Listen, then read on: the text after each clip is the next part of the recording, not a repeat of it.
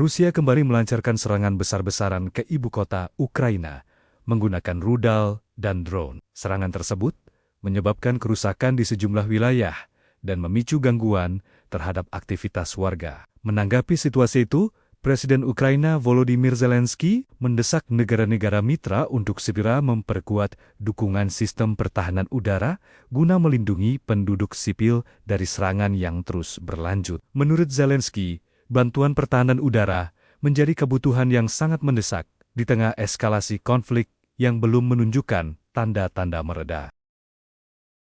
Ribuan warga memadati Husainiyah Imam Khomeini di Teheran untuk memberikan penghormatan terakhir kepada Ali Khamenei. Prosesi berlangsung khidmat dengan dihadiri pejabat negara, tokoh agama, dan masyarakat dari berbagai daerah. Upacara ini menjadi bagian dari rangkaian berkabung nasional sebelum jenazah diberangkatkan ke lokasi pemakaman sesuai jadwal yang telah ditetapkan pemerintah Iran. Kepala Kantor Staf Kepresidenan atau KSP Jenderal TNI Purnawirawan Dudung Abdurrahman menyebut kegiatan fisik latihan dasar militer bagi calon manajer Koperasi Merah Putih akan ditiadakan, menyusul meninggalnya sejumlah peserta.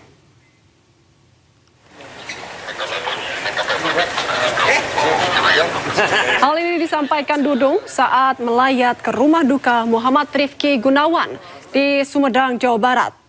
Rifki merupakan salah satu calon manajer Koperasi Desa Merah Putih yang meninggal saat mengikuti latihan dasar militer dalam program Sarjana Penggerak Pembangunan Indonesia atau SPPI.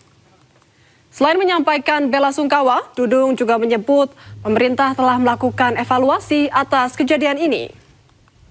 Kegiatan fisik bagi peserta kini ditiadakan dan materi pendidikan akan lebih difokuskan pada manajemen perkoperasian. Nah, ini sudah mulai dievaluasi, sudah berlangsung, sehingga kegiatan-kegiatan fisik ini sudah ditiadakan, ya dikurangi semaksimal mungkin dan dititik beratkan kepada bagaimana manajemen perkoperasian, karena kan ini calon-calon manajer nantinya, itu yang dititik beratkan dan waktunya saya mendapat informasi diperpendek, sehingga dipotong waktunya yang tadinya 2 bulan menjadi sebulan setengah tahun. Wakil Menteri Pertahanan tegaskan adanya evaluasi terhadap latihan militer untuk peserta SPPI. Ia juga menyatakan tengah membentuk tim penyelidikan atas meninggalnya 5 peserta SPPI.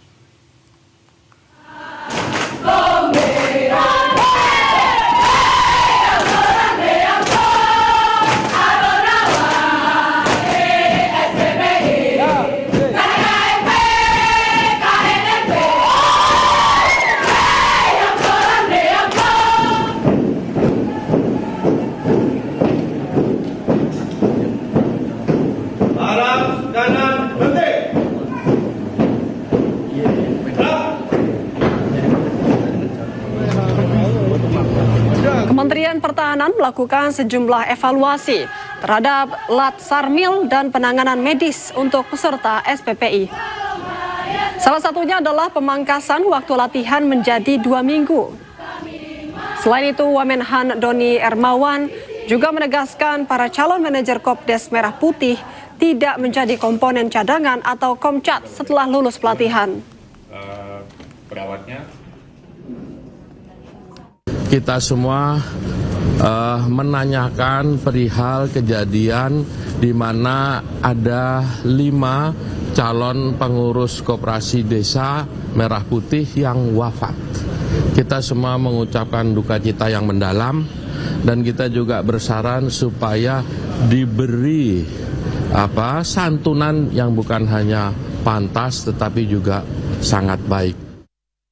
Kami juga sudah menyampaikan kepada anggota Komisi 1 bahwa kami sudah merevisi program ini yang semula mereka juga akan menjadi komponen cadangan. Kami sudah tetapkan bahwa mereka hanya diberikan pembinaan, pendidikan, pelatihan bela negara yang tidak terlalu, yang sangat berbeda sekali perbedaan antara Komcat dan bela negara ini. Intinya adalah tidak ada lagi pelajaran-pelajaran terkait dengan senjata ataupun taktik-taktik militer. Jadi mereka hanya diberikan pelajaran terkait dengan nasionalisme, terkait dengan meninggalnya 5 ini. Kami juga sudah melaksanakan atau kami sudah membentuk tim investigasi. Ini adalah gabungan antara Kementerian Pertahanan dan Kementerian Kesehatan. Kami sudah bentuk dan kami nanti akan menindaklanjuti untuk melihat atau mencari data-data tambahan kenapa kok bisa hal ini terjadi. Sebelumnya, 5 calon manajer Koperasi Merah Putih meninggal saat mengikuti latihan dasar militer di Balikpapan, Kalimantan Timur, dan juga Batu Raja, Sumatera Selatan. Kementerian Kesehatan menegaskan proses seleksi kesehatan telah dilakukan sesuai standar operasional prosedur.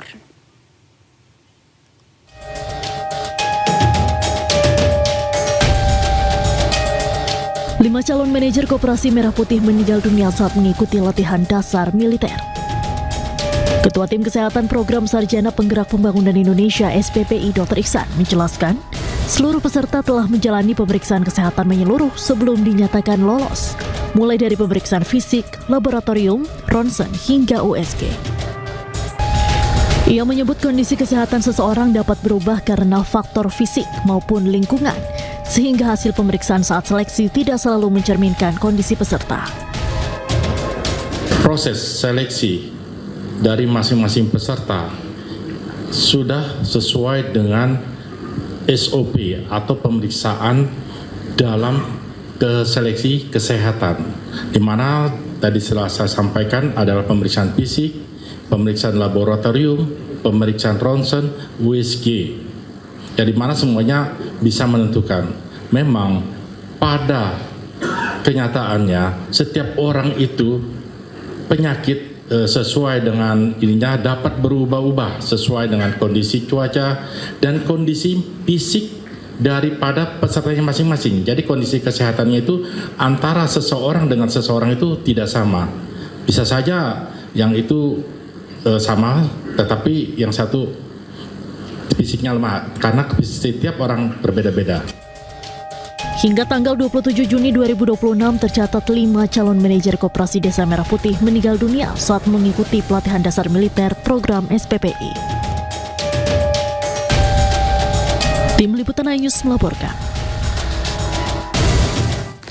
Menteri Migrasi dan Pemasyarakatan RI Agus Adrianto ungkap Presiden Prabowo Subianto berencana beri amnesti kepada sejumlah warga binaan pemasyarakatan berusia di bawah 35 tahun pada Agustus mendatang.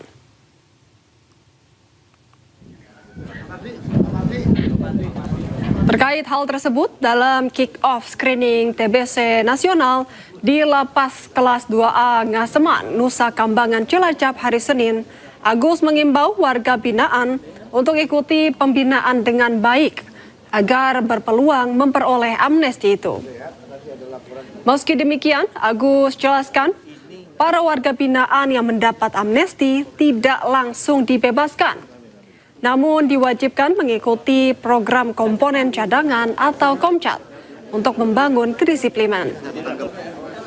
Rencana pemberian amnesti ini merupakan upaya pemerintah guna atasi masalah kelebihan kapasitas yang terjadi di lembaga pemasyarakatan atau lapas dan rumah tahanan negara atau rutan di seluruh Indonesia. Mudah-mudahan nanti ada amnesti lagi kedua dari Bapak Presiden. Informasinya pada saat 17 Agustus akan ada pemberian amnesti kepada warga binaan pemasyarakatan. Pada kesempatan ini saya juga menyampaikan himbauan kepada teman-teman yang saat ini sedang menjalani proses pembinaan, ikuti proses pembinaan dan pembimbingan dengan baik. Mudah-mudahan dari penilaian oleh petugas teman-teman memperoleh kesempatan untuk mendapatkan amnesti dari Bapak Presiden. Menteri Keuangan RI Purbaya Yudi Sadewa tegaskan pungutan pajak toko online dilakukan guna ciptakan ekosistem bisnis yang lebih seimbang. Terkait hal tersebut, Purbaya mengaku selama ini mendapat protes dari para pengusaha offline yang keluhkan toko online selama ini transaksinya tidak dipungut pajak. Angle-nya adalah karena banyak pengusaha offline yang protes sama saya. mereka bayar PPN, kau yang online nggak bayar, gitu kira-kira. Hanya itu supaya menciptakan playing field yang lebih seimbang. Mulai 1 Juli, Pak. Sepertinya itu.